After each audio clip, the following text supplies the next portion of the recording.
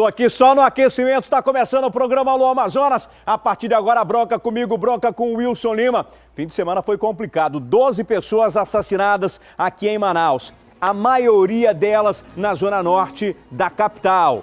É isso mesmo, 7 pessoas foram mortas por arma branca, ou seja, faca, estoques, um pedaço de gargalo de garrafa, enfim, um negócio complicado. Ainda não sabemos quantas pessoas têm passagem pela polícia ou não. Todas as vítimas são homens. E eu tenho um caso que aconteceu na zona sul da capital, do Marcelo. O Marcelo, esse daí, era vigilante. Tinha 30 anos de idade. No sábado, ele foi assistir às lutas na casa do irmão, que estava fazendo aniversário.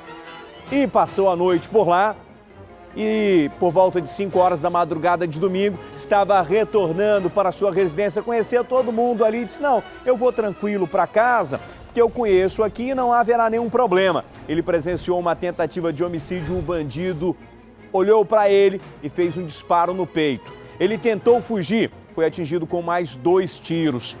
Ainda há pouco nós fomos acompanhar o velório. A noiva dele, emocionada, falou sobre os planos do casal. Tem como a gente colocar aí um trecho desse depoimento dela, minha diretora? Roda aí um trecho, coloca aí. O aniversário dele, dia 12 de dezembro.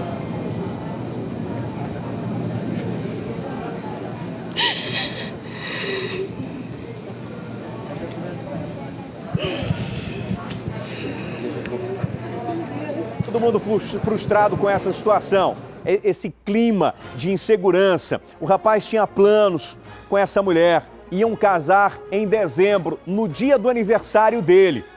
Mas aí o sonho ficou pelo meio do caminho, por conta dessa falta de segurança na nossa cidade. Infelizmente, a gente não pode começar o programa de outra forma. Paulo França, boa tarde. Boa tarde, Sulima. Telespectador, telespectadora. O negócio está brabo, está muito sério. Rapaz que não tinha passagem pela polícia, era trabalhador, boas referências foram dadas pelos vizinhos e tá aí, teve a vida abreviada em função dessa onda de criminalidade. Já já eu vou falar mais sobre esse assunto. Tem flagrante chegando aqui no programa Alô Amazonas. Meu amigo Paulo França, meu amigo telespectador, telespectadora.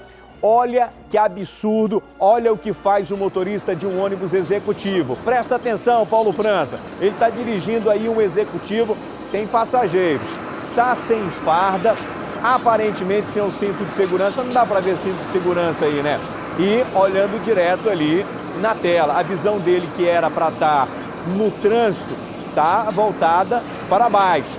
Ele digita, tenta falar. Esse vídeo tem quase 10 minutos e o cara, ó, Paulo França, não larga o telefone. Você vai ver que ele até faz curva com uma das mãos. Olha aí, ó, fazendo a curva e com a outra mão segurando o celular. É impossível, né, estar atento à movimentação das ruas mexendo no aparelho desse jeito. Segundo o internauta que mandou o vídeo pra gente, o flagrante foi ontem, por volta de 1 da tarde, na linha 844, que faz o roteiro Nova Cidade Centro. Imagina só, domingão, o motorista de bermuda e de papo no celular. Coitado dos passageiros, hein? Coitado dos passageiros. E é aí, Paulo França, nesse momento em que os piores acidentes acontecem por conta dessa imprudência. Inclusive, o diretor-presidente do Detran, Leonel Feitosa, diz que a maioria dos acidentes de trânsito que acontece na capital é por conta do uso do celular. Sabia, seu Paulo França? O cara está dirigindo ali, está falando ao celular, ou então está passando mensagem, está ali no Zap, ele não está atento ao trânsito e acaba praticando o acidente. A maioria dos acidentes acontece por conta disso. Agora imagina um motorista desse que está transportando vidas, que está transportando gente. Um desapreço total, né, Wilson? Para não dizer, não vou dizer mesmo de respeito, mas de desconsideração com pessoas que confiam no trabalho dele, que com certeza ele conduz, leva a algum local de destino. E aí, sabe, não está nem aí, sabe, fica é uma coisa séria. Essa questão, esse dado do Leonel, eu acho que já merece até um estudo, uma busca de uma alternativa, de uma solução, de uma orientação, principalmente para esses profissionais, sabe? Porque eles devem ter o zelo, né? A gente não pode pura e simplesmente ignorar. Não, é alguém que estava ali no celular, ao volante, no celular, e aí, sabe, pode acontecer um imprevisto que pouco se me dá. Não é o caso, sabe? Eles são profissionais que a cidade inteira confia, porque se você vai ser conduzido por alguém em algum destino, vai ter que ter uma relação de confiança. Significa o quê? Ele tem atenção no que ele está fazendo, sabe? Não essa história de dizer, sabe, eu estava apenas digitando uma mensagem, essa mensagem é tão urgente assim, sabe? Merecia, assim, essa premência? Não, sabe? Agora tem que ter o resguardo, principalmente da profissão. Eu acho que tem que ser tomada uma providência nesse sentido. Nós enviamos essas informações e o vídeo para a Superintendência Municipal de Transportes Urbanos, a SMTU. Sabe o que o órgão respondeu?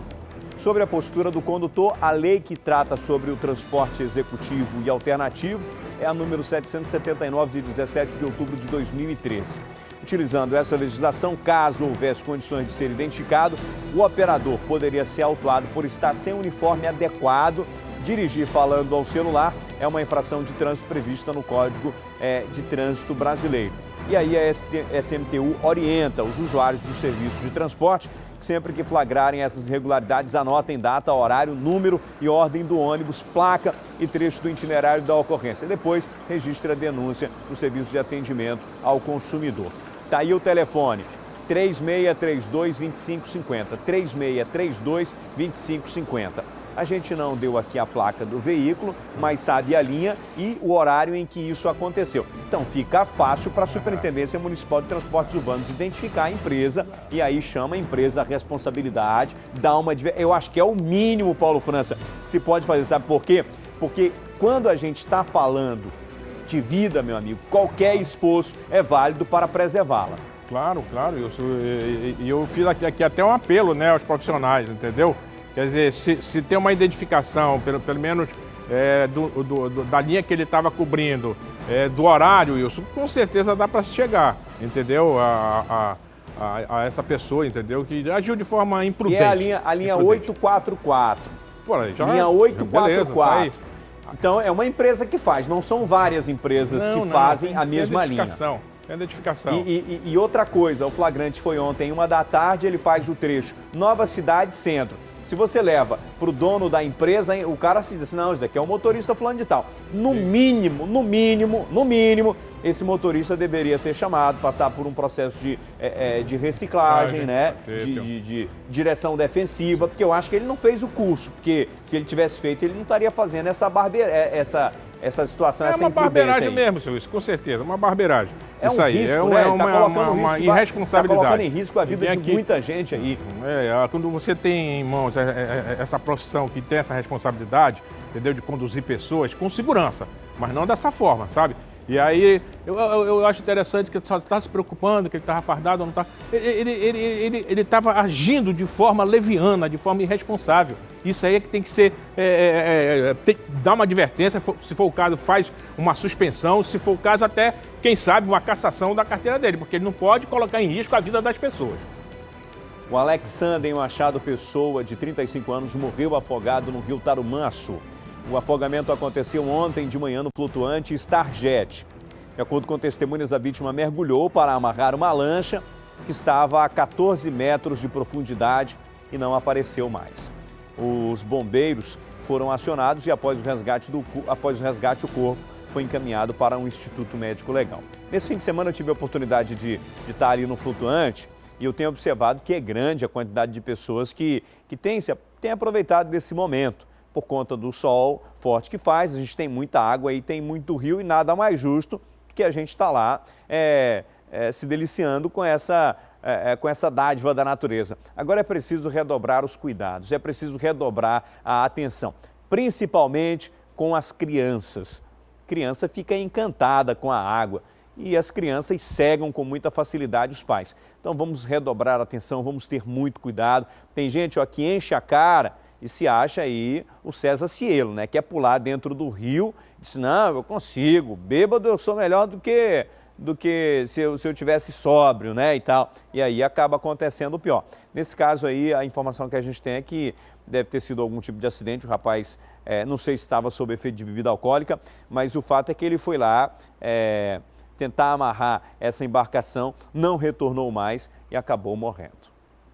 E 6 homens foram presos em flagrante no fim de semana com cerca de 200 quilos de maconha tipo skunk.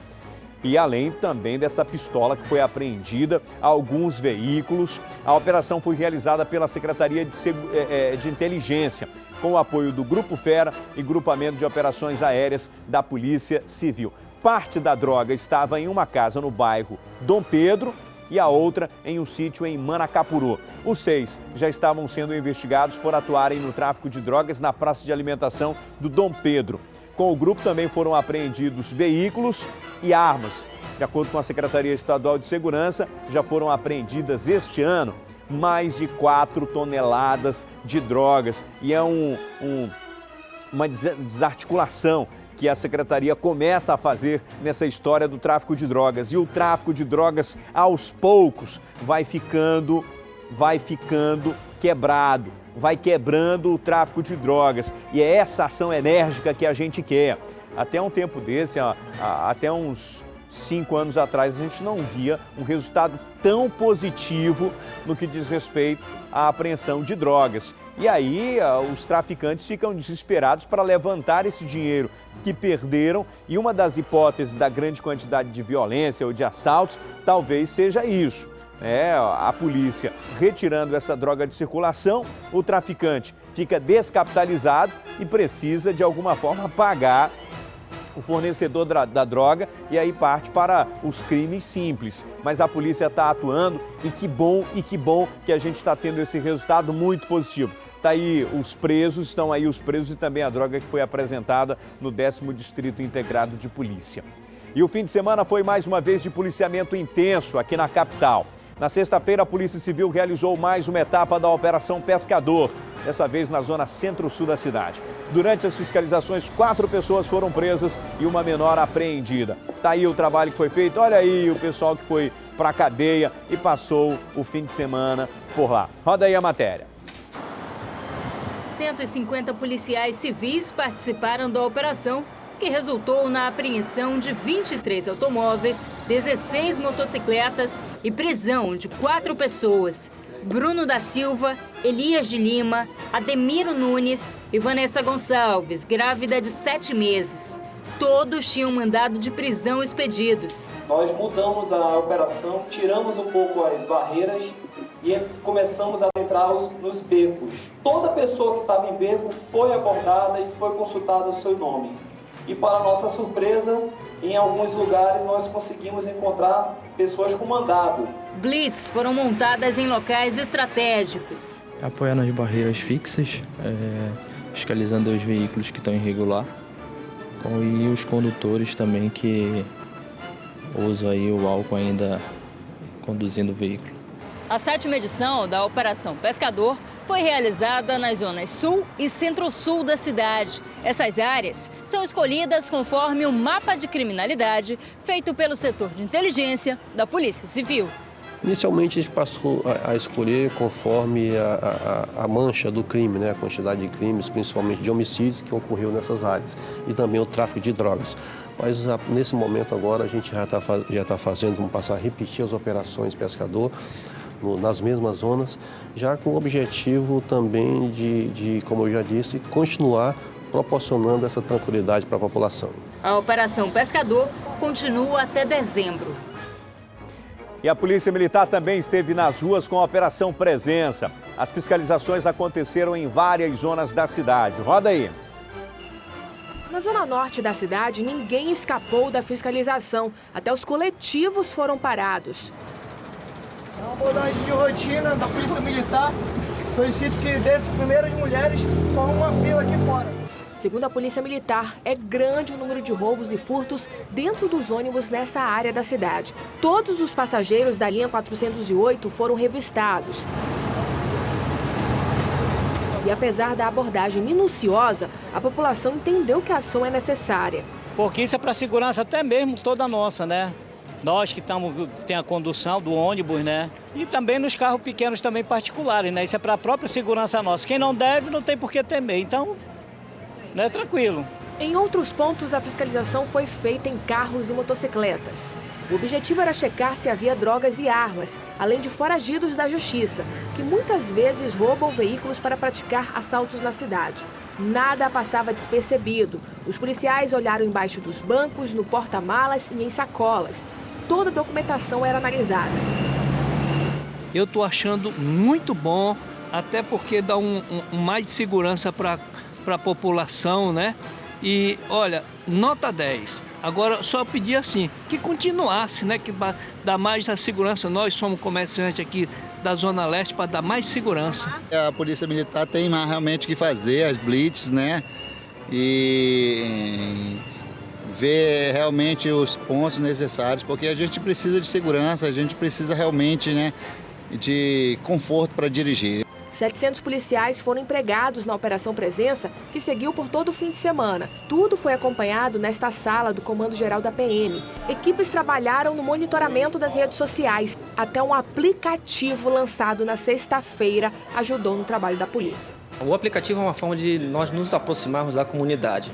Ademais, nós precisamos alimentar o nosso sistema de informação e trabalhar essas informações no curto e no médio prazo para poder dar uma resposta mais hábil para a sociedade. Nós já estamos trabalhando de forma rotineira todos os finais de semana e dando ênfase naqueles finais de semana que ocorre o pagamento. Nós sabemos que as pessoas vão buscar a diversão nas noites de Manaus, então a Polícia Militar acompanha o fluxo da sociedade. Tá vendo como a população tem aprovado a presença da polícia nas ruas? Tomara que depois da Operação Presença não venha a Operação Ausência. É disso que está todo mundo com medo. Porque a polícia tem que estar na rua, tem que dar essa sensação de segurança para o cidadão. E a polícia tem que ser amiga da sociedade. E é assim que o cidadão de bem tem que ver a polícia, não com medo dela. E à medida em que isso vai acontecendo, a bandidagem vai tendo consciência de que certas áreas da cidade não pode mais atuar. E tem que ser assim, por isso você tem que estar presente, tem que estar na rua, a bandidagem tem que entender isso. A proposta do Dr. Sérgio Fonte é amedrontar a bandidagem. E tem que ser assim, não tem outra forma. Tem que cair em campo, tem que ir para cima, tem que revistar, sim, todo mundo. Às vezes é meio constrangedor, mas é para a segurança de todos. É para a minha segurança, é para a segurança de quem está retornando para casa, é para a segurança de quem está trabalhando. Então, parabéns aí ao trabalho da polícia. Mesmo assim, nós tivemos um número considerável de mortes no fim de semana. 12 pessoas foram assassinadas. 12 pessoas foram mortas. Todas homens e a maioria por arma branca, ou seja, faca ou algum outro tipo de objeto pontiagudo perfurante. Já já eu vou trazer os detalhes, inclusive nós fomos lá no velório do Marcelo, na Zona Sul. O vigilante tinha 30 anos de idade, foi no fim de semana assistir às lutas na casa do irmão, que fez aniversário, tinha planos com a noiva, ia se casar em dezembro, presenciou uma tentativa de homicídio e foi morto. Foi uma queima de arquivo para que ele não pudesse delatar o criminoso. Já já eu vou trazer os detalhes dessa situação. Olha o que esse maluco faz. Coloca aí as imagens. Olha o que ele fez. Presta atenção. Dá para identificar aí? Vou explicar para você. Esse daí é um ônibus e o malucão tá lá em cima, tá no teto do veículo. Segundo testemunhas, ficava fazendo gracinhas e atirando objetos em quem passava pela rua. O flagrante foi registrado por volta da meia-noite de ontem na Avenida Max Teixeira. A imagem não mostra, mas o motorista teve que parar o coletivo e, junto com alguns passageiros, convenceu o homem que estava aparentemente embriagado a descer. Rapaz, mas é cada doido, cada figura que a gente encontra numas... Olha aí, Paulo França, agora é assim, se beber não dirija e se beber também não suba no teto do ônibus. Isso aí foi um pequeno palco, né, de uma ópera em reverência à idiotia, entendeu? E o desapreço com a própria vida, sabe? Queria chamar a atenção. Por isso que eu falei palco, né? Uhum. De uma ópera que ele buscou adrenalina, buscou demonstrar que não estava nem aí, mas ele queria aplausos. O aplauso nem ele próprio levou. Ele tem que ter mais respeito pela própria vida. Se ele tem essa coisa, esse descaso, sabe? Aí não merece nem um dia lá na cadeia, Paulo, só para dormir lá? Não, nesse caso Meu chefe, bora ali para dormir ali e tal? Não? Não. Seria esse caso aí é chamado de bagatela, isso quer dizer. É um crime de vadiagem ou não? Não, também não. Né? Não, porque o de vadiagem também não. O de vagabundagem hoje... Olha, você tá... O crime de vagabundagem não tem mais, entendeu? Ah, não tem Sabe mais? a história do... Pra homenagem aí o maluco? Dois vagabundos foram presos. Aí o delegado... E aí, rapaz? Como é que foi isso? Não, eu tava ali desocupado e tudo mais, entendeu? Sem fazer nada. E o outro aí perguntou pro outro vagabundo, e aí? O que você tava fazendo? Eu tava assessorando ele, entendeu? Dois vagabundos dá essa coisa, essa idiotia aí. Cada maluco. Cada maluco no seu galho. Cada maluco no seu teto de ônibus. Não, mas não vá para teto de ônibus não, que é perigoso. 12h26, estamos de volta e o sentimento de insegurança fez pessoas de diferentes grupos protestarem contra essa onda de violência. Na Zona Norte, moradores do Conjunto Manoa pararam o trânsito. E aí, na Ponta Negra, a caminhada tentou chamar a atenção do poder público. Os manifestantes pediam paz. Confira. O protesto foi organizado por este publicitário inconformado com o aumento da violência em Manaus nas últimas semanas. Há 15 dias, com aquela onda de mortes que chegaram a quase 40 homicídios, isso despertou no coração da gente um sentimento de insatisfação. Então o medo, a insegurança na população fez com que a gente se ajuntasse, um grupo de amigos, e viesse para cá, poder pedir paz. Mas é claro que a paz depende da gente também. Não é só a polícia, não é só a criminalidade, não é só o governo, mas também depende da gente. Dona Luzia diz que está amedrontada. Terrível, sem segurança, né? Terrível. Ciclista entrando na causa, resolvi colocar na minha bicicleta essa mensagem: seja paciente no trânsito para não ser paciente no hospital, até mesmo por uma questão de incentivo e aos motoristas que muitas das vezes andam muito apressados aí nessa cidade tão maravilhosa. Por isso nós queremos paz na nossa cidade. De camiseta branca e cartazes, o grupo seguiu em caminhada pela via e praia da Ponta Negra cantando o hino nacional.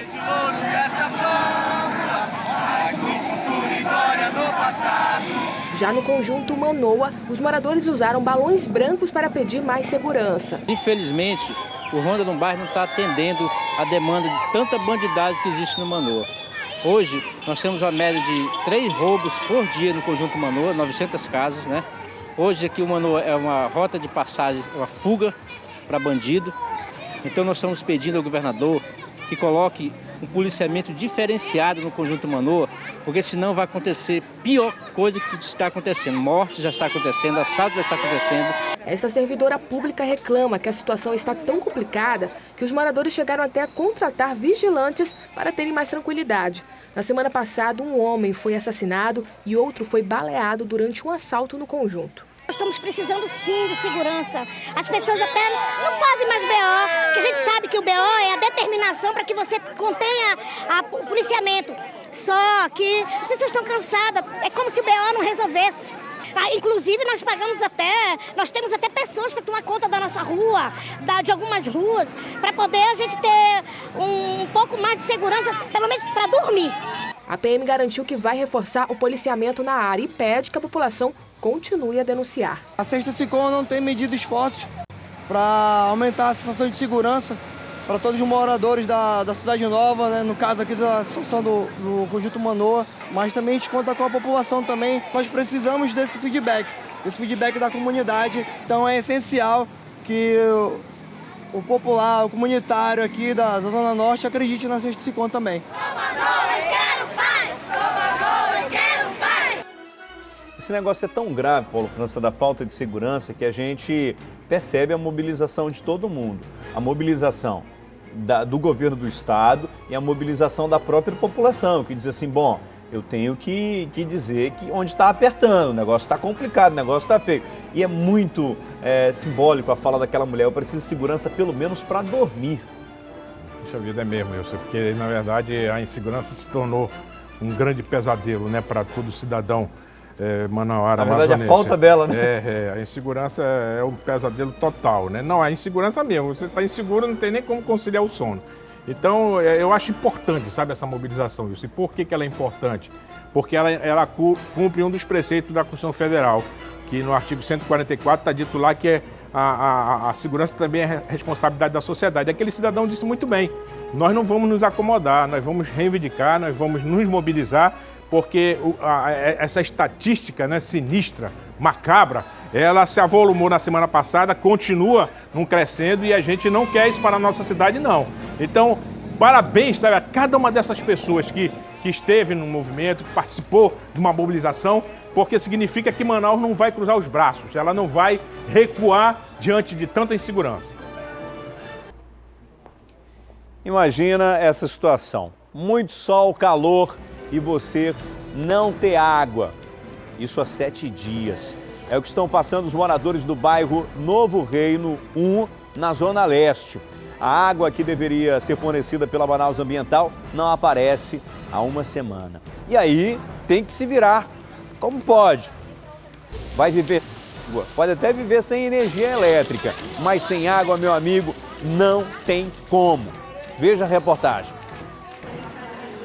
Olha, essa situação aqui ela é comum no bairro Novo Reino, pelo menos há 7 dias. 1 semana sem abastecimento de água, as pessoas estão se virando para conseguir um balde como esse aqui, para lavar louça, como a dona Marlene está fazendo aí, para lavar o banheiro, para ter água dentro de casa, para poder sobreviver, né? Dona Marlene, como é que está sendo essa semana sem água, com a pia toda cheia aqui de louça para lavar? Ah, é horrível aqui. A gente lavar assim, a louça não sai bem lavada, aí a gente tem que estar pedindo água dos vizinhos que tem poço, né? Aliás, hoje pegaram tanta água, todo mundo pegou água do vizinho ali que tem poço, que secou o poço. Conseguiram secar o poço? Conseguiu secar o poço. A minha filha mora alugado, mora lá, acordou sem nem um pingo de água no tanque, de 10 mil litros. Agora nós já percorremos aqui do Novo Reino e a demanda é a mesma, falta d'água. Agora, esse problema ele já é constante aqui na cidade de Manaus, né? Aqui na Zona Leste, então, esse problema parece que nunca acaba. É verdade, que nós temos sofrido muito com falta de água, tivemos que comprar água, eu aqui mesmo em casa comprei R$50 de água, uma água suja mesmo que a gente tem que comprar, porque não temos a água desse Manaus Ambiental, né? E só vai faltando água direto. Como é que vocês se sentem assim, tá pagando as contas em dia, né, o imposto, tudo direitinho, e não tem a contrapartida do poder público, que é o mínimo, no caso aí do abastecimento de água? Fica difícil, né, pra gente, porque às vezes eles até cobram, né, eles não mandam a conta d'água, a gente tem que pagar, além de pagar a conta d'água que vem cara, ainda tem que pagar para puxar a conta d'água, né? Para poder a gente pagar, porque eles ficam cobrando, eles não mandam a conta também, fica cobrando da gente. E não manda água também? Não manda água também, aí fica difícil, né? E olha só, para abastecer com água, muitos moradores têm que pagar o caminhão-pipa cerca de R$50 para ter pelo menos 1.000 litros de água nas residências, como foi o caso da dona Rita. A senhora pagou R$50 por 1.000 litros. Quanto tempo dura esses 1.000 litros na sua casa? Eu economizando dá 10 dias, eu economizando, só mesmo para tomar banho, lavar roupa, porque eu trabalho na prefeitura, né, eu trabalho de gari, então a minha roupa todo dia tem que ser lavada, porque a gente fica em contato com as bactérias, né? Às vezes a gente passa dentro de uma poça de lama. Ontem mesmo eu cheguei toda suja aqui, não tinha água para me lavar nem meus pés. Queria pelo menos saber, né? Alguém falasse quando seria a previsão dessa água chegar, porque nós estamos sem previsão, não tem ninguém que possa nos dizer quando que vai chegar a água, porque a situação aqui está precária, está difícil, né? Água é vida, né? E nós precisamos ter essa vida aqui no nosso bairro, porque nós não temos. Só chega a conta de 300, conta de 177, que até de 400, né, vizinho? Chega aqui para nós, mas a água mesmo não vem.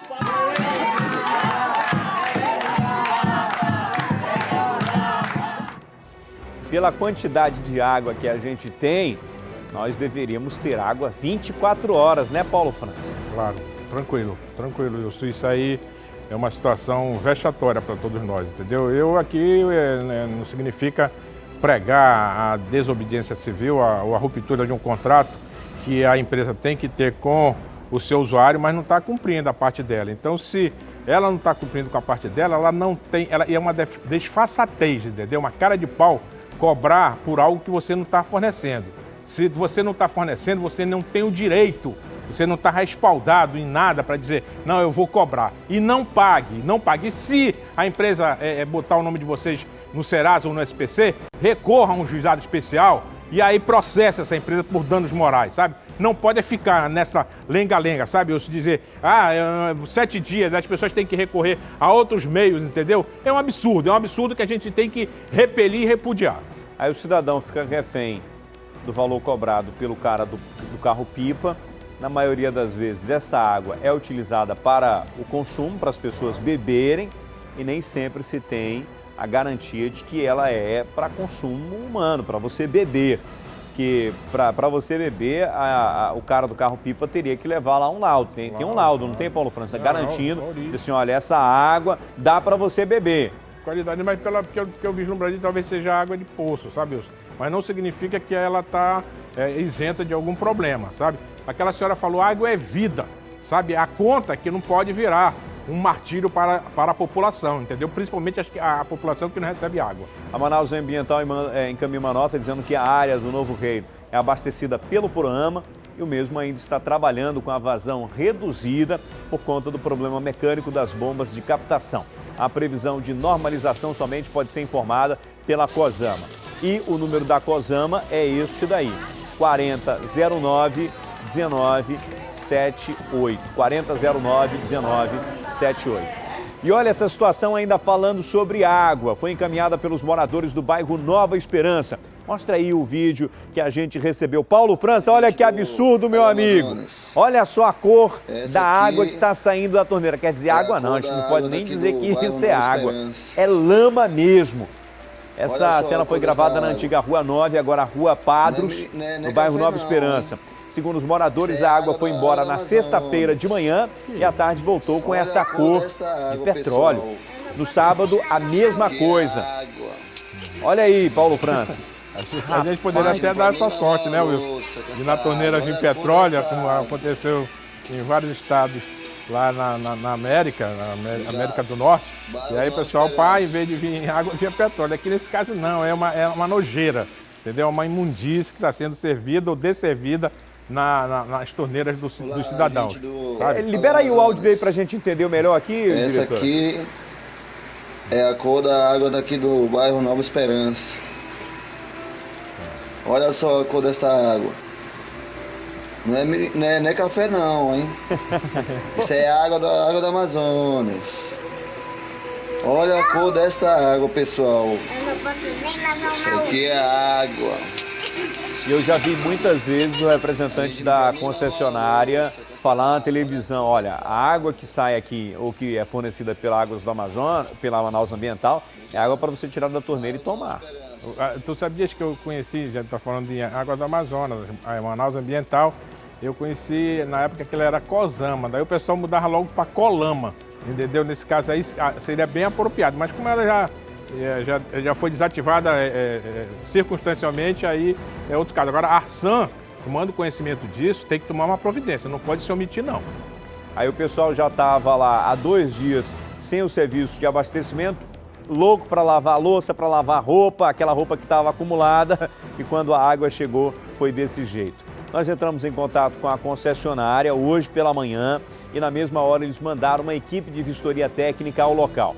A empresa informou que faz diariamente uma média de 1.000 análises da água captada, tratada e distribuída à cidade e que qualquer cliente que notar um aspecto diferente na água potável distribuída pela concessionária pode solicitar gratuitamente uma análise da Manaus Ambiental por meio dos canais de comunicação 24 horas. Anota aí, 0800 092 01915, 0800 092 0195. E a informação que a gente já está recebendo aqui é que o problema lá já foi resolvido. A água já está chegando com aquela qualidade que os moradores podem usar. E a gente espera aqui um retorno dos moradores. Está chegando de fato aí, os moradores já confirmaram isso, minha diretora, que está chegando lá, a água está chegando limpa? Bom, já falaram, né? Então tá certo, os moradores informaram aqui a nossa produção que a água já está vindo sem maiores dificuldades.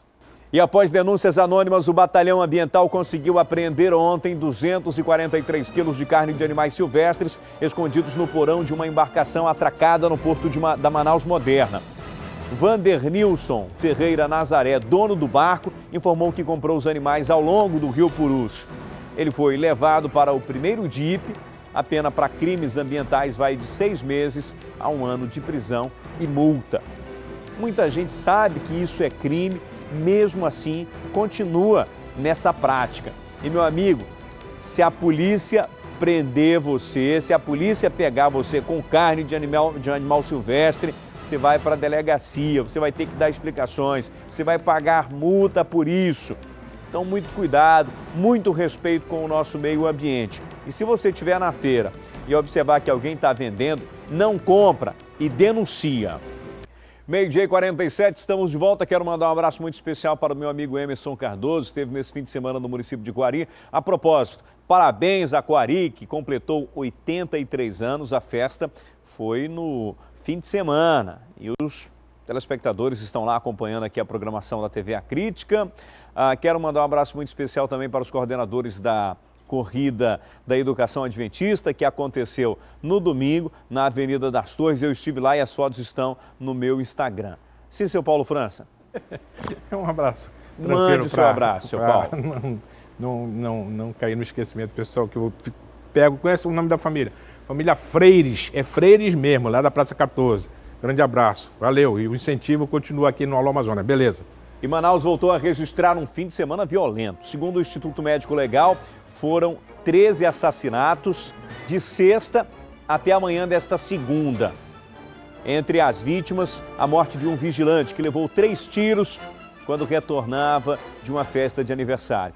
Esse homem estava lá no bairro onde o irmão estava fazendo aniversário, foi lá assistir às lutas. Ele estava planejando se casar com a noiva em dezembro e seria exatamente no dia do aniversário dele. Disse, não, amor, a gente vai casar no dia 12 de dezembro, quando vai ser o meu aniversário. E aí teve a vida abreviada, os sonhos destruídos. Não só ele, como a noiva, a família. Nós fomos acompanhar o velório. O José Augusto tem os detalhes na tela. Planos interrompidos por uma tragédia. Ana Paula já tinha marcado a data do casamento, mas o noivo, Marcelo Santos de Oliveira, de 30 anos, foi assassinado no fim de semana, no bairro Betânia, Zona Sul. Era para ser agora, em dezembro, o dia do aniversário dele. Mas não deu tempo.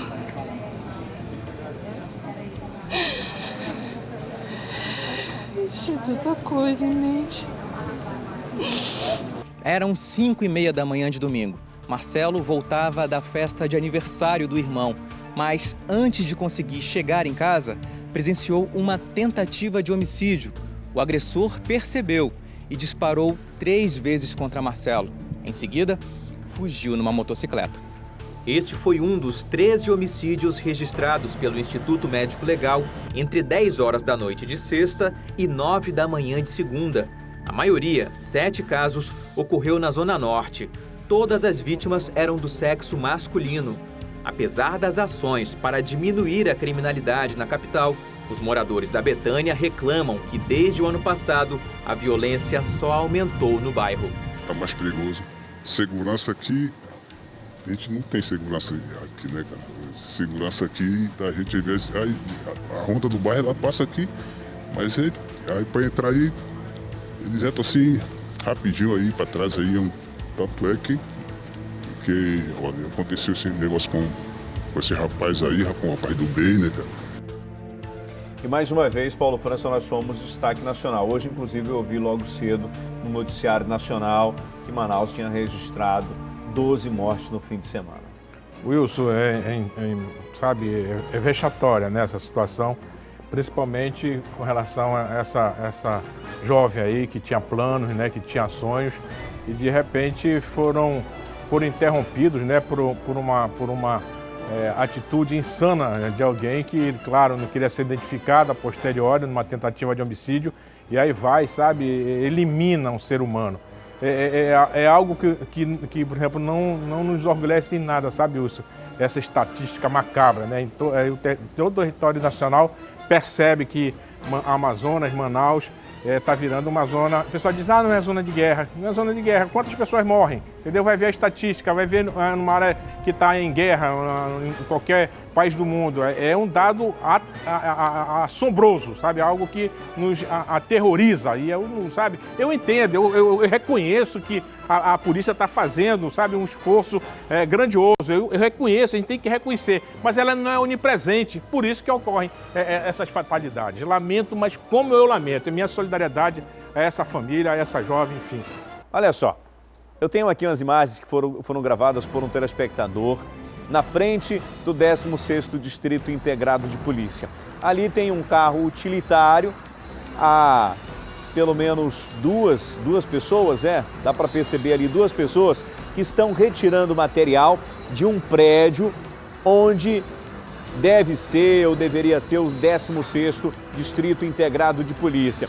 Fica aqui no conjunto Morada do Sol. Tá aí essas 2 pessoas que estão retirando teto, estão retirando forro, olha aí, estão retirando material elétrico, enfim, estão retirando materiais aí de dentro do 16º Distrito Integrado de Polícia.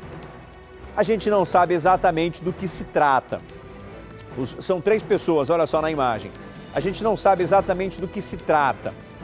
Se é um furto ou se estão ali por ordem da Secretaria de Segurança Pública ou por ordem da Secretaria de Infraestrutura ou por ordem, sei lá, de algum órgão do governo do estado. Que os moradores dizem, isso daí trata-se de um furto, Paulo França.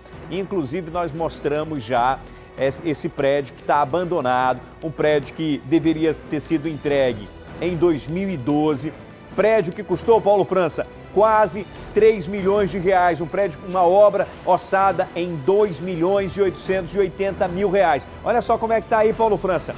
Está abandonado. O que acontece agora? Vai ter que fazer o tal do aditivo, porque parte do que já foi investido aí, deteriorou-se, já não presta mais.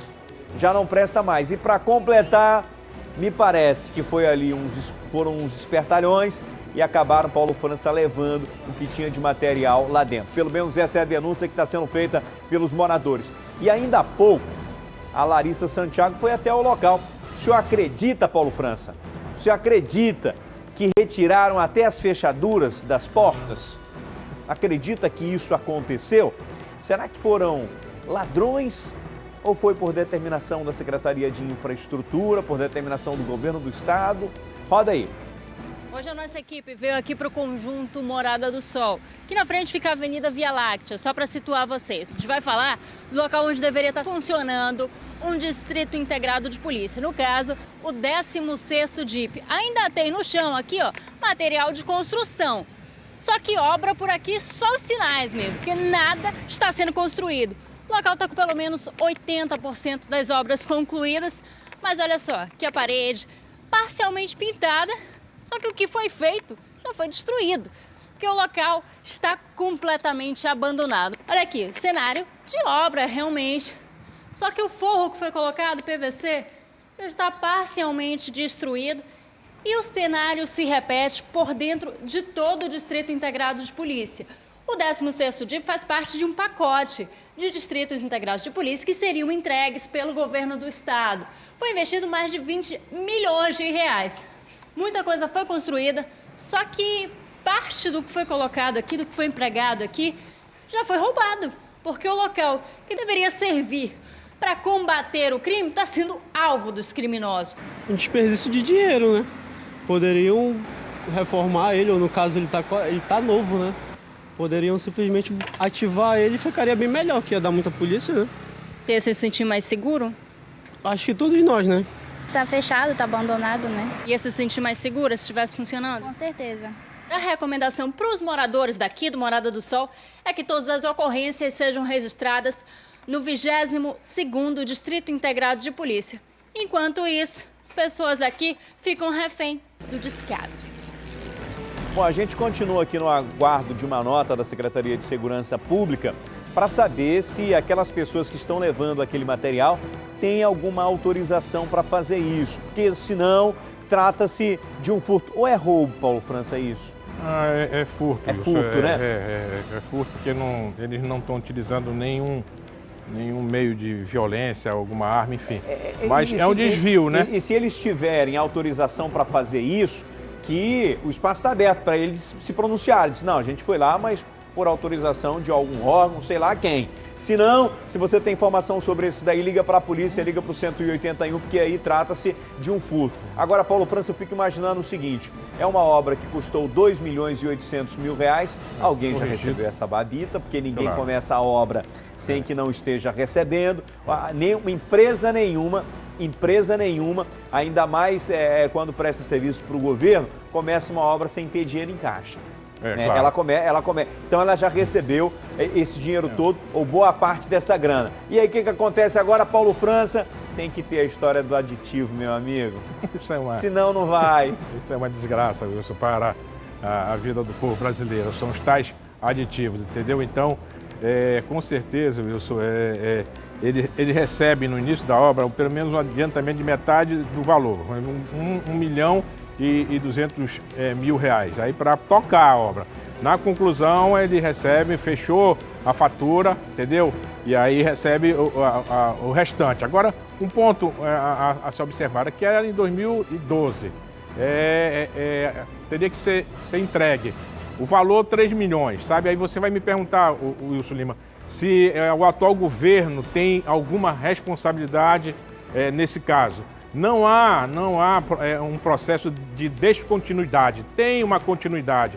O governo é impessoal, sabe? Independe de se começou no Omar, o Omar não entregou, mas depois o Melo assumiu, aí agora continua também governador, José Melo, e aí tem que ter uma resposta, sabe?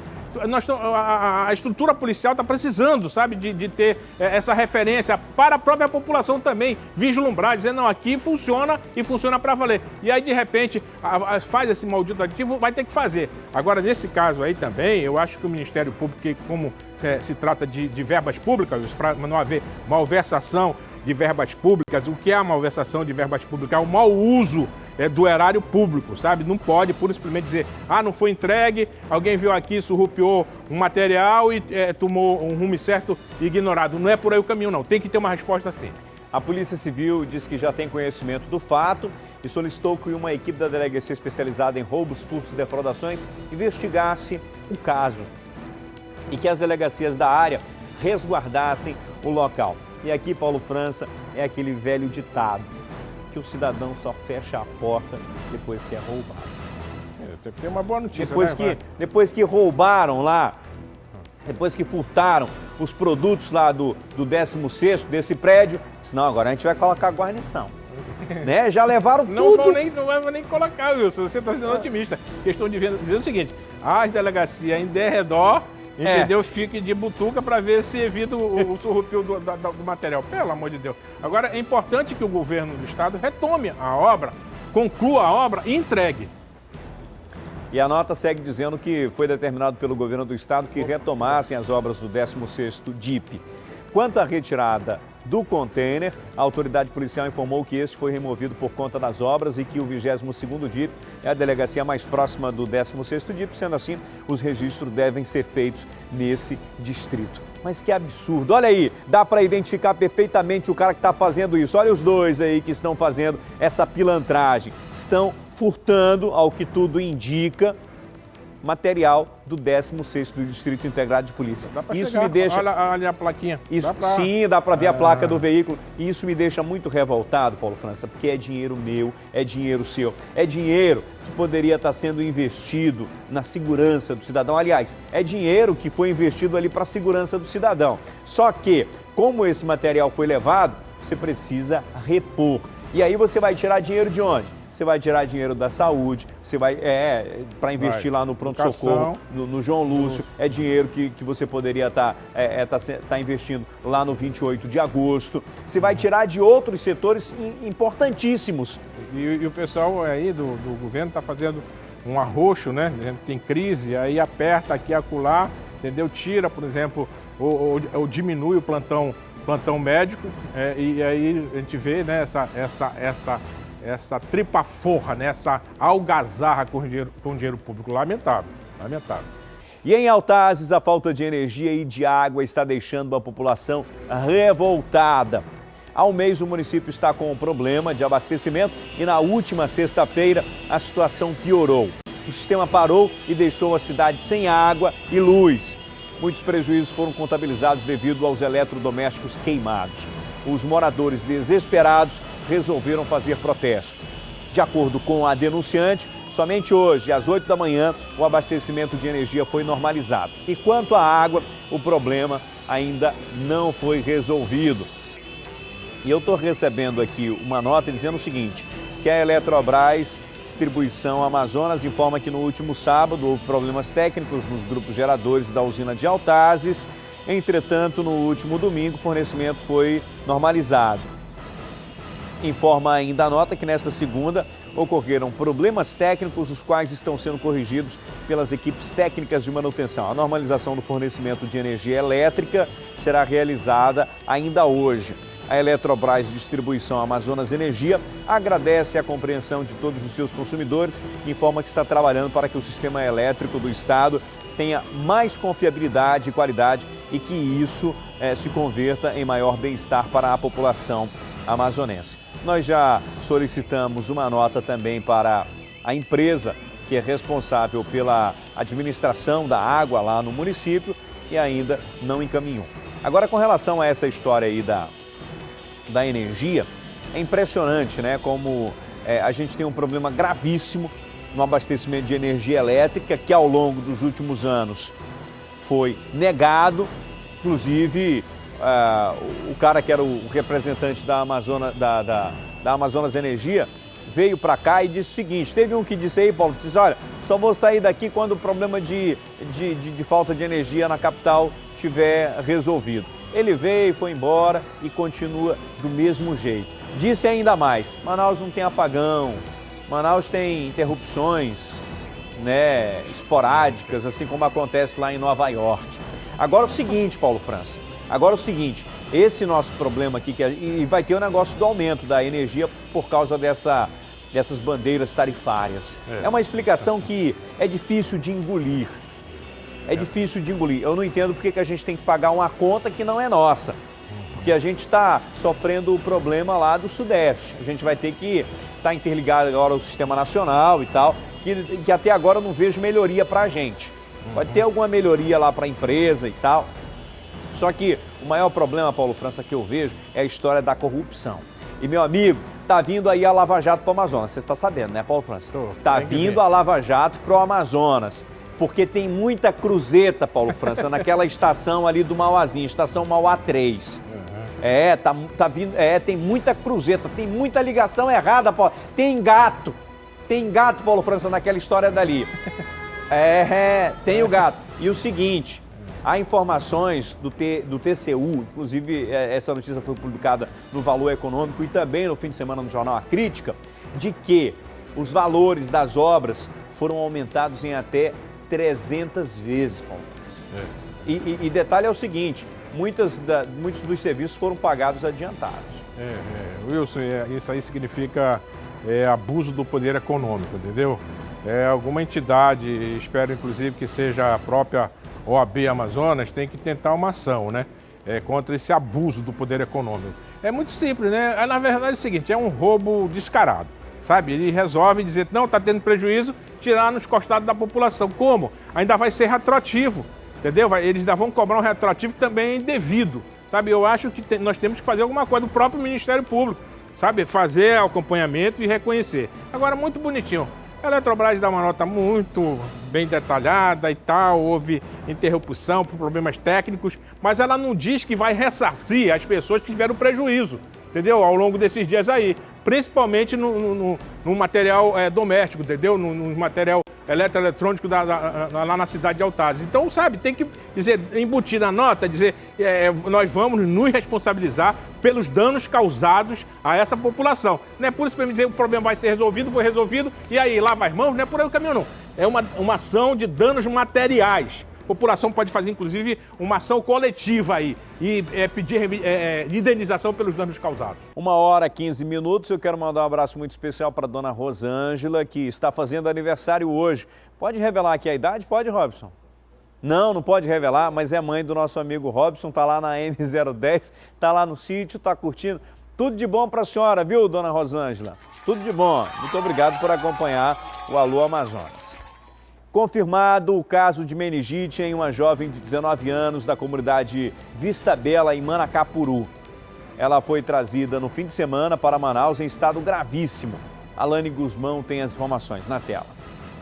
Elias Souza da Costa, de 19 anos, continua internado aqui na UTI do pronto-socorro 28 de agosto. Segundo informações da Suzan, o caso dele é gravíssimo e instável. Ele está entubado e tomando medicações específicas. A meningite já foi confirmada pela Fundação de Medicina Tropical. Elias estuda na escola Mário Silva de Almeida, localizada na comunidade Bela Vista, em Manacapuru, onde, segundo os moradores, há outros jovens com os mesmos sintomas. Mas, de acordo com a Fundação de Vigilância em Saúde, esses casos foram acompanhados e não há registro de outro caso de meningite na comunidade. Ele tem apresentado uma melhora do quadro, está estável, orientado, respirando, sem ajuda de aparelhos. Começa hoje a Semana Mundial de Aleitamento Materno. A programação da Rede Estadual de Saúde será marcada por uma atividade ou por atividades de rua que pretendem reforçar a importância do aleitamento para a saúde das crianças e das mulheres. E ainda deve incluir eventos de capacitação das equipes de saúde. Na próxima sexta-feira vai ser inaugurado mais um banco de coleta de leite materno. A campanha que incentivar as mães a amamentarem, mesmo depois... A campanha quer incentivar, né? As mães a alimentarem, mesmo depois da licença maternidade. A nossa equipe conversou com a doutora Graziela, do Instituto da Mulher. Vamos conferir. É importante que a mulher se alerte que mesmo trabalhando, ela pode amamentar. Parece incrível, ela deixa o seu leitinho coletado, que nós do Banco de Leite, nós aqui da unidade do Instituto da Mulher, vamos buscar. E nós temos posto de coleta também. Então ela não precisa se preocupar em, eu não tenho como fazer, joga fora esse leite que é tão precioso. Sabe, em cada 1 litro de leite dela, nós conseguimos salvar uma vidinha só com 1 ml, 2 ml desse litrinho de leite. Então, pelo amor de Deus, não desperdice. Falando da programação, essa semana é bem intensa, né?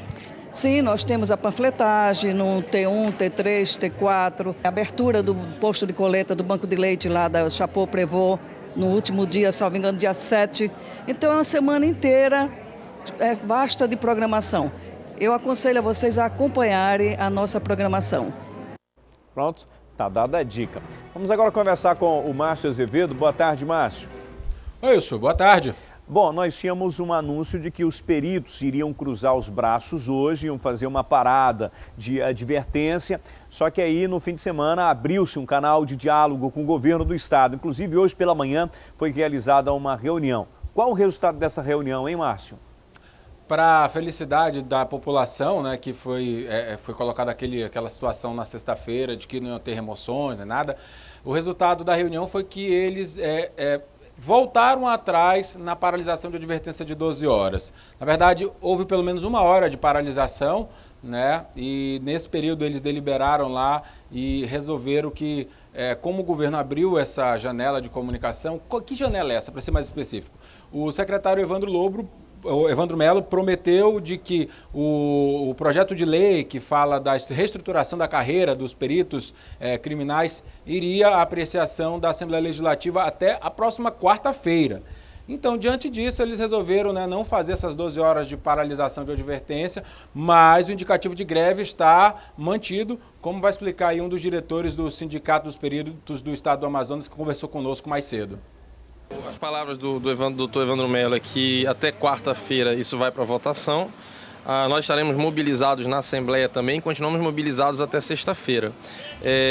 A ideia sempre foi essa, a gente não queria nem ter que chegar a isso. A perícia está aqui para lutar não só pela perícia, mas pela população, pela justiça. Nosso foco principal é a solução do crime e a população precisa disso. Então a gente não vai desistir até que a gente consiga a estrutura que nós precisamos, a valorização dos profissionais. Nós temos os profissionais mais em grau de instrução dentro da Secretaria do Estado. O maior nível de instrução está aqui, são mestres e doutores quase todos. Então a gente não vai desistir até que isso seja cumprido. Se até sexta-feira o governo não cumprir com a sua parte, a gente entra em greve. Pois é, Wilson. E aí, essa greve, que se não acontecesse o que ele falou acontecer, vai ficar complicado, porque vai ficar apenas 30% dos peritos trabalhando, e aí todo esse trabalho de perícia, seja em vivos, seja em mortos, vai ficar prejudicado, porque eles não fazem sua parte de perícia em quem já morreu, né? Fazem também exame de corpo de delito, tudo isso vai atrasar. Você imagina a fila que vai ficar lá no Instituto Médico Legal de presos aguardando para fazer exame de corpo de delito, pessoas que foram vítimas de algum tipo de violência, tem que também ser submetido ao exame de corpo de delito, a próprio trabalho de autópsia vai levar mais tempo para ser feito, e principalmente esse trabalho de local de crime também vai ficar comprometido, ou seja, o trabalho de perícia é importante. E aí quando ele fala de estrutura, eles divulgaram lá pra gente, e a gente acha isso muito sério, muito grave, 3 relatórios. Um deles está aqui na verdade eu estou com 2 aqui, parte de 2 relatórios. Esses relatórios são relatórios técnicos elaborados pela Secretaria de Estado de Saúde, ou seja, pelo Governo do Estado, por meio da Devisa, Vigilância e Saúde, e o SEREST, que é o Centro Estadual de Segurança do Trabalho, que cuida da parte de segurança para o trabalhador. E nesses relatórios são apontados dezenas de não conformidades, ou seja, dezenas de problemas que têm relação direto com quem trabalha lá.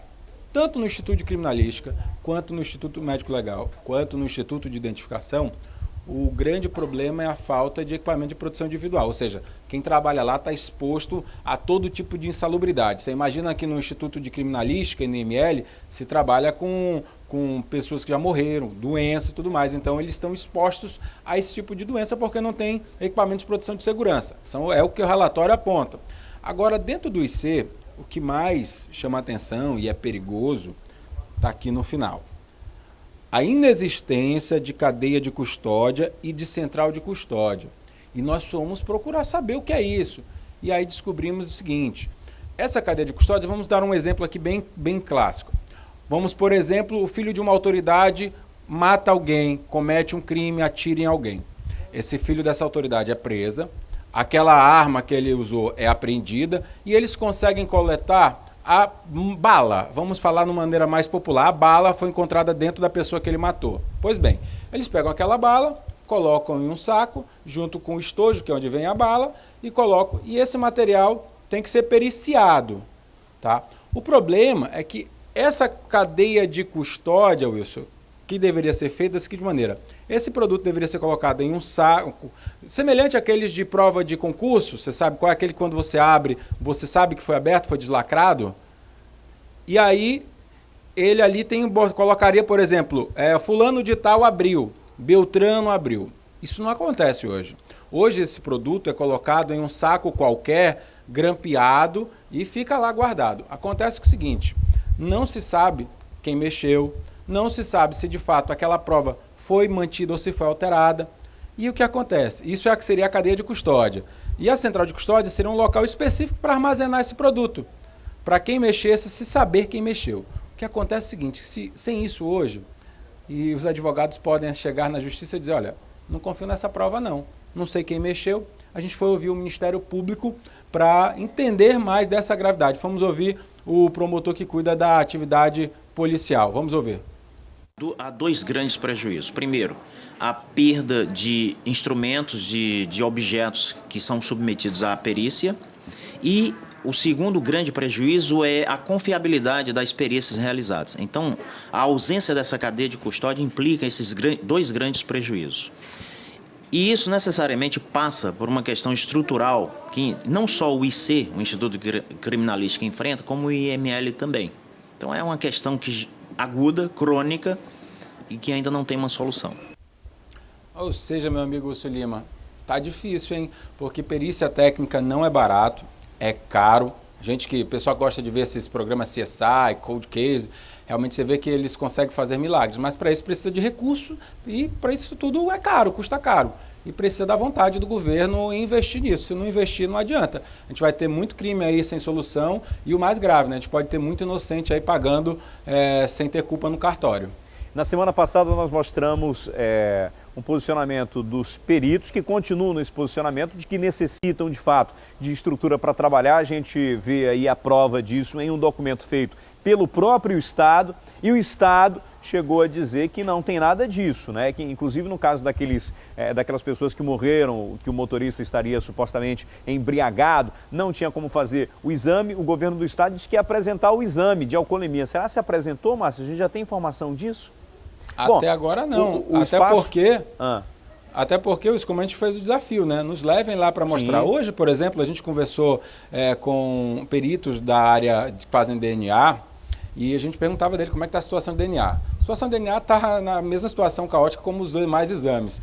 Eles têm um kit, por exemplo, foi comprado um kit, o kit dá para fazer 200 exames. O problema é que, por exemplo, em um local de crime se coleta de 15 a 20 materiais para fazer exame, ou seja, de 15 a 20 exames.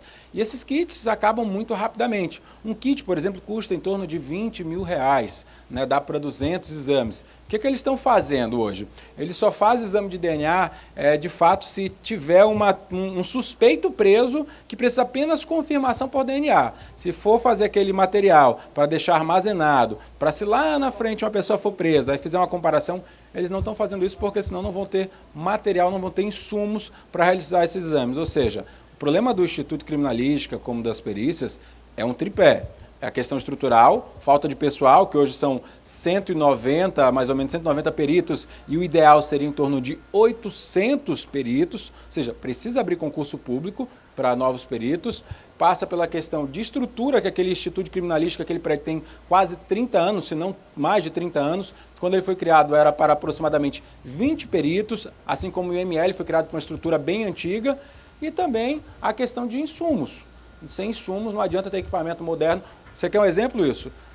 Foi dito hoje que o programa de computador usado no Instituto de Identificação, um programazinho que consegue fazer a comparação digital, não está sendo usado porque o governo não pagou a licença, não renovou a licença. Absurdo. Comprou, pagou a licença por um ano e depois não renovou e o programa não pode ser utilizado por falta de licença. Um absurdo. E já que a Secretaria de Segurança Pública disse que está tudo dentro dos conformes, por que não abre para a imprensa ir lá e mostrar? Porque quem não deve, não teme, né, Paulo França? Leva lá os peritos e leva também o representante do governo do Estado. Não, está aqui, o nosso laboratório é esse, nós temos isso, assim, assim, assado. Perfeito, concordo. Quem não deve, não treme, entendeu? Nas bases, porque daí dá um tremelique, isso principalmente... Qual a importância da perícia? É que dentro dessa área, isso se busca, a busca da verdade real. O Márcio destacou muito bem essa questão de não se apenar um inocente, acusar um inocente quando ele não praticou um delito, entendeu? Então, a busca da verdade real, a perícia executa. O que precisa dentro do processo? Indícios suficientes de autoria e materialidade. Quem vai dar essa materialidade, mostrar claramente o que aconteceu no determinado crime, exatamente a perícia. Então nós temos que respaldar, entendeu? Se tem, como você falou, se está tudo ok, vamos lá mostrar, verificar e dizer, olha, está tudo sacramentado, ninguém aqui está para servir de cancão de fogo não, entendeu? 2 pesos, 2 medidas, não. Só tem a verdade da perícia, dos peritos, não. Tem a verdade lá dos membros da Secretaria de Segurança? Tem. Então demonstre isso que a gente chega a um denominador comum e para com essa lenga-lenga, Wilson. Muito obrigado, Márcio. De nada, Wilson. Não, é porque eu estou pensando no Dino que estava aqui, entendeu? Aí eu liguei com Dina. Tá ali. Não é Dina, é Nilza. Não é isso? Pois é, Dina é você. Não, aí é o casal, né? O Dino e a Dina, né? Dina. Mas a minha amiga Nilza está fazendo aniversário hoje. Tudo de bom, viu? Tá lá no Santo Antônio. Tô sabendo que hoje vai ter um negócio da pizzazinha, né, meu amigo Dino? Tá certo, que Deus cobra a Nilza de bênçãos, né? Grande profissional, grande amiga. Grande abraço. E por extensão, também já viu lá de dentro da voz. Todo mundo aqui desejando a você feliz aniversário, tudo de bom. Você lembra do caso daquela advogada inglesa que morreu em um acidente de barco enquanto passeava no encontro das águas com a família? O acidente aconteceu em 2013 e pela 4ª vez em 2 anos, o marido dela está aqui em Manaus em busca de justiça para o caso. A repórter Tia Morel tem os detalhes. A audiência durou cerca de 2h30. 3 pessoas foram ouvidas, uma testemunha que defendia o condutor Nonato Lima de Oliveira e também os 2 réus. Bom, o Jailson Pereira, que era ajudante do barco que conduzia os passageiros, disse que o condutor da outra lancha, que foi quem foi para cima do barco de turistas, não teria prestado socorro e isso pode ter provocado a morte de Gillian Metcalf. Além disso, os 2 réus foram ouvidos. O Raimundo Nonato Lima de Oliveira, que a princípio se suspeitava que não tinha habilitação, mostrou a habilitação e mostrou que era apto para conduzir as 2 lanchas. Isso também foi provado pelo Jailson Pereira. Além disso, o Maílson Roberto Gomes, que é o outro réu, também foi ouvido pelo juiz. O Maílson já está mais complicada a situação dele porque ele tem 2 agravantes em relação a essa acusação de homicídio culposo. Ele sim não tinha habilitação e depois ele tentou apresentar à justiça uma habilitação para a condução do barco que é falsa. Isso deve agravar um pouco mais a pena dele. Além disso, o juiz acredita que ele realmente não prestou socorro para as vítimas, embora a defesa de Maílson diga que ele não teria como fazer isso, principalmente porque o barco teve problemas técnicos e não conseguiu sair da água. O juiz responsável pelo caso da 9ª Vara Criminal, Henrique Veiga, disse que o resultado sai daqui a 2 semanas. Quem também se pronunciou foi Charles Metcalf, que era marido de Gillian Metcalf. Ele disse que essa é a última vez que ele vem ao Brasil e que ele tem insistido em relação a isso, por mais que os 2 réus não sejam presos, para que esse tipo de acidente não volte a acontecer aqui no Amazonas. Isso é Brasil, né? Imagina a despesa que um cidadão desse tem ao sair da Inglaterra para chegar até o Amazonas. E fica nessa morosidade a justiça, né? Uma demora muito grande em ter-se uma resposta. Bom, mas parece que a coisa vai caminhar dessa vez. E o Inácio Francisco de Freitas fugiu do Hospital João Lúcio na quarta-feira, dia 31. Ele estava internado desde o último dia 29 de julho. Segundo a família, ele é alcoólatra e foi internado depois de ter convulsões devido a uma queda. A família está desesperada à procura de Inácio e quem tiver notícias pode entrar em contato pelos números 9106-2293 e 9130-5150. Não esquece de colocar o 9 antes. Vamos aqui na nossa página no Facebook. É o Orlando que está fazendo uma postagem. Nos ajude a encontrar minha irmã, é a Maria do Socorro Araújo. Ela está desaparecida há 2 semanas, a família está muito preocupada. A mãe chora muito porque ela não dá notícia. A última vez que ela foi vista foi no bairro São José. O telefone para você ligar, se tiver alguma informação, é 91 92 75 65. 91 92 75 65. Não esquece de colocar o 9 antes. E nesse fim de semana, o projeto Mais Amor, por favor, reuniu cerca de 200 pessoas de grupos sociais no Largo de São Sebastião, no centro da cidade. O movimento quer incentivar demonstrações de afeto. E foi exatamente isso que o grupo fez, levando amor e paz para quem passava pelo local. Vamos ver? O grupo Mais Amor, por favor, realizou atividades de fotos, distribuição de mensagens, flores, atividades lúdicas com o público e ainda fez abordagens de conscientização para os cuidados e a importância do amor com os animais. A gente atua no amor pelos animais e essa é a nossa proposta que a gente vai aplicar no projeto Mais Amor, por favor. Essa proteção aos animais, disseminar para a sociedade toda essa questão que os animais precisam de toda a atenção, tanto quanto o ser humano. Também, principalmente, proteger os animais de rua, porque são os que sofrem, são os que passam fome, são os que têm mais necessidades. O amor para essas pessoas é a expressão mais concreta da sintonia entre o corpo, a mente e a alma. Para elas, o sentimento tem que ser muito além de uma simples palavra e passe a ser fortalecido através de verdadeiras atitudes. A estudante de educação física, Vilma, resolveu aderir ao movimento quando presenciou um pedido de ajuda de um morador de rua. Encontrei um senhor, um morador de rua, há mais de 30 anos. Perguntei para ele o que ele necessitava. E ele disse, eu quero apenas um lençol, eu não vou conseguir dormir. E eu voltei para casa, aquilo me incomodou. E eu descobri que nós podemos fazer algo por Manaus, a gente pode tornar essa cidade com muito amor. E Manaus está precisando disso, de mais amor. A gente está vivendo uma onda de violência e a gente pode mudar essa história. Nós somos apenas uma gota d'água, mas a gente pode fazer uma Manaus cheia de amor. A ideia é que a iniciativa ganhe mais adeptos. E para isso, a coordenação pretende realizar mais eventos como este na cidade. Esse movimento é uma constatação de que o amor está muito doente em Manaus e ele precisa que as pessoas que acreditam nesse amor possam lutar por uma sociedade mais justa, mais humana, mais fraterna. E nós entendemos que a violência não vai curar a violência e que as práticas do amor devem começar em casa, entre amigos, na sociedade. E isso sim traz mudança, porque o amor é a grande força transformadora do mundo. Mais amor, por favor! Olha que legal. E aí a gente já começa a ver uma luz no fim do túnel, né, Paulo França? Que há mais gente de bem do que pessoas querendo fazer o mal. E até as pessoas que às vezes querem fazer o mal, Wilson, a gente tem que estender as mãos, sabe? Dizer para elas que há um mundo melhor do que esses que eles optaram em seguir na vida, sabe? Existe um mundo mais maravilhoso do que esse que você enveredou, que é a escuridão. O amor é luz, o amor é luz. E como ali também ele falou de um ser humano, a moça falou de um ser humano que precisava apenas de um agasalho, de um lençol para poder dormir. Eu queria fazer aqui, Wilson, uma homenagem e agradecer do fundo do meu coração a convivência tão especial, tão amiga, que eu tive com... É uma cadelinha, era uma cadelinha, sabe? Era a Laika, mas a Laika era tão presente, tão, sabe?